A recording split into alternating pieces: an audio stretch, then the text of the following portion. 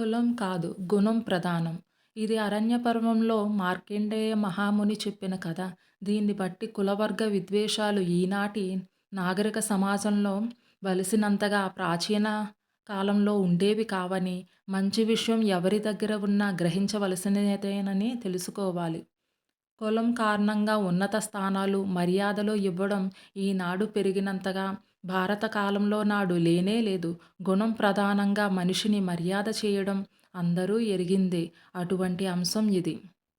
ఒకానొక గ్రామానికి సమీపంలో ఒక వనం. ఆ వనంలో ప్రశాంత ప్రదేశం. అక్కడొక చిన్న నది. ఆ నది ఒడ్డునే చక్కని నీడనిచ్చే పెద్ద చెట్టు.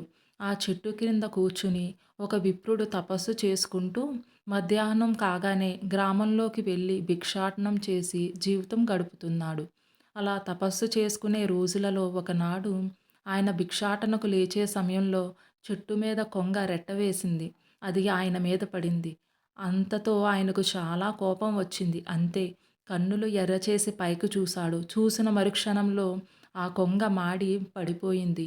ఆయన యథాప్రకారం గ్రామంలో భిక్షకు వెళ్ళి ఒక ఇంటి గుమ్మంలో నిలబడి భవతి భిక్షాందేహి అన్నాడు. ఆ మాట చెవిన పడగానే ఇంట్లోని గృహలక్ష్మి ఆయనకు భిక్ష తేవడానికి వంట ఇంటి వైపు నడిచింది. అదే సమయానికి ఆమె భర్త దూర ప్రయాణం చేసి ఇంటికి వచ్చాడు.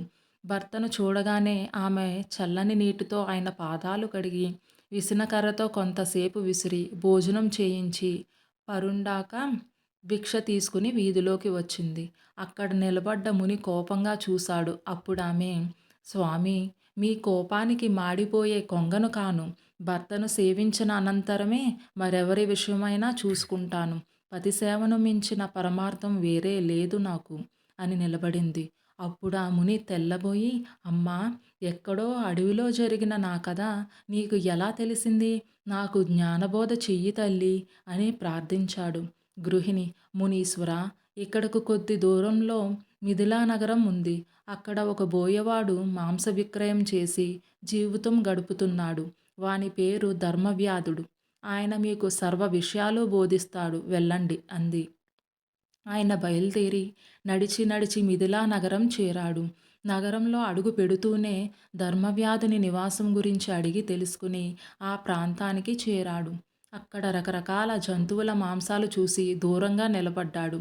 వచ్చిన మునిని అంత దూరంలో చూసి ధర్మవ్యాధుడు ఎదురుగా వెళ్ళి నమస్కారం చేసి, ఆర్య, ప్రణామాలు. మిమ్ము నా దగ్గరకు పంపిన పతివ్రతా శిరోమణి క్షేమంగా ఉన్నారా అని అడిగాడు. వచ్చిన మునికి మతిపోయింది. అక్కడ ఆ ఇల్లాలు కొంగ విషయం చెప్పింది. ఈ ధర్మవ్యాధుడు ఆ పతివ్రత క్షేమం అడిగాడు. ఇంతకాలంగా తపస్సు చేసిన ఈ శక్తి సాధించలేకపోయాను. ఆవిడ పతివ్రత కనుక ఆ వ్రతదీక్షతో దూరదృష్టి వచ్చి ఉండవచ్చు. జంతువుల మాంసం అమ్ముకునే ఈ కసాయివానికి ఇంత శక్తి ఎలా వచ్చింది అని ఆలోచనలో పడ్డాడు. అది గ్రహించి ధర్మవ్యాధుడు, స్వామి, ఈ మాంసపు వాసన మీరు భరించలేరు. రండి, మా ఇంటికి వెడదాం. నాకు ఇంతటి శక్తి ఎలా వచ్చిందని ఆలోచిస్తున్నారు కదూ, ప్రత్యక్షంగా మీకు చూపిస్తాను అని వినయంగా ఇంటికి తీసుకువెళ్ళాడు. వెడుతూనే వాకిట్లో మంచం మీద పడుకున్న ముసలి తండ్రి పాదాలకు నమస్కరించి ఆయన యోగక్షేమాలు విచారించి లోపల గడపలో ఉన్న తల్లికి నమస్కరించి ఆవిడకు సేవ చేసి, స్వామి, ఇదే నేను చేసేది. మనం ఎన్ని వ్రతాలు చేసినా, పూజలు జరిపినా తల్లిదండ్రులను సేవించుకోకపోతే ప్రయోజనం లేదు. 9 మాసాలు గర్భంలో మనల్ని భరించి ప్రసవ వేదన పడి మనకు జన్మనిచ్చి 4, 5 సంవత్సరాల వయసు వచ్చే వరకు మన ఆరోగ్యం కోసం ఆ తల్లి ఎన్నో అవస్థలు పడుతుంది. అటువంటి తల్లి రుణం ఎన్ని సేవలు చేసినా తీరుతుందా? అలానే మన భవిష్యత్తుకు పునాదులు వేసి మన కోసం ఎన్నో బాధలు పడే తండ్రి రుణం కూడా తీరదు. అయినా వారిని సేవించుకోవడం వల్ల కొంత రుణభారం తగ్గుతుంది. వీరిని సేవించుకోవడం కంటే నేను చేసే సాధన ఏమీ లేదు. దానివల్లనే నేను సుఖంగా, ప్రశాంతంగా బ్రతుకుతున్నాను. తల్లిదండ్రులను సేవించుకుంటూ, ఆలుబిడ్డలను రక్షించుకుంటూ జీవితం నడుపుతున్నాను. అంతే, మరేం లేదు. మీకు మరో సందేహం కలిగి ఉంటుంది. మాంసం అమ్ముకుని బ్రతుకుతున్నాను కదా, అది జీవహింస కాదా? దానివల్ల పాపం కదా అని ఇక్కడ తమకొక పరమ రహస్యం చెప్పాలి. అది ధర్మ సూక్ష్మం అంటే. ఈ భూగోళంలో ప్రాణికోటి అంతా ఒకదాని మీద ఆధారపడి మరొకటి జీవిస్తున్నది. రెక్కలు విప్పుకు ఎగిరే పక్షులు, 4 కాళ్ళ జంతువులు ఇవే ప్రాణులని మీరు అనుకుంటున్నారు. మీరు తినే ధాన్యం, కాయగూరలు, పళ్ళు అన్నిటిలోనూ జీవం ఉన్నది. అయితే అవి పక్షుల వలె ఎగరడం లేదు కనుక జీవం లేదనుకోవడం న్యాయమా? జీవి బ్రతికి పెరగడానికి మరో జీవం బలికాక తప్పదు. అలా కాదు. ఇదే జీవహింస అంటారా?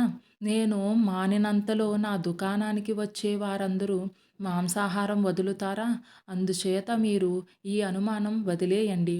ప్రాణాలు నిలుపుకోవడానికి ఆవశ్యకమైన ఆహారం కోసం జరిపేది హింస కాదు. మరొక మాట, ఈ జంతువులను ఎవరో సంహరించి తెస్తారు. నా వృత్తి ధర్మానుసారం దీనిని విక్రయం చేసి బ్రతుకుతాను. వ్యాపారంలో దొంగ తూకాలు, అధిక లాభాలు నేనెరుగను. నా ధర్మాన్ని నేను విడిచి పరధర్మాన్ని స్వీకరించను. ఆకలిగొన్న వారికి పిడికెడు అన్నం పెడతాను.